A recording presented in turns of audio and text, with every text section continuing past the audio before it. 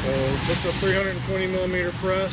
It's missing a few plates right now, but it normally has 6 chambers in it, and then it which you can short stack down to 2 chambers. Still keep the 1-3 configuration, and then you just leave the extra plates in it behind the follower plate.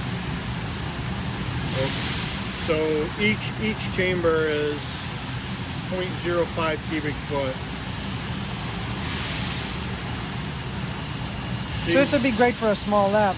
This would be great for a small lab. We have a fair amount of these at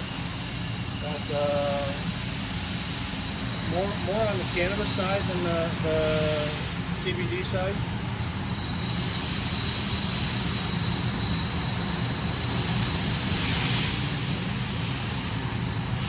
So this is a. So what are all these pipes for? So the center one is for the slurry inlet. The 4 corners are the discharge. The lower valves are used during the different process steps we would close them for pre-coating, so we can flood the chamber so we can get an even pre-coat across the whole face of the cloth. The upper ones on the discharge we would close for that air blow. We would open this lower one here for air blow. We would introduce the air. We'd come in the upper corner and exit out the lower left corner, the lower right corner, in the upper left, out the lower right. There's a crossover valve here that we can introduce. We can close that. We can introduce a washing solvent through this lower corner, and it can either enter the lower corner or the upper corner and exit the upper corner or the lower corner for cake washing.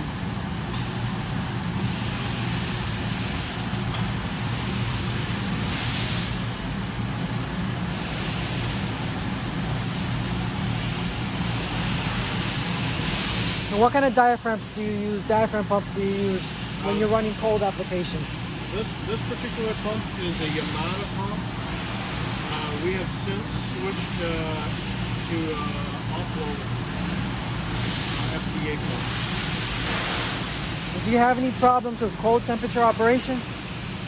They're pretty good down to about 40, negative 40, and below that they freeze up.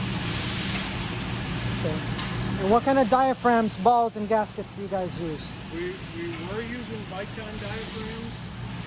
We found those to have a poor flex life on the cold application, so we've since switched to Santoprene diaphragms or EPDM diaphragms based on our pump supplier recommendation.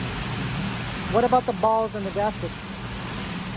Those would be the similar EPDM or Santoprene.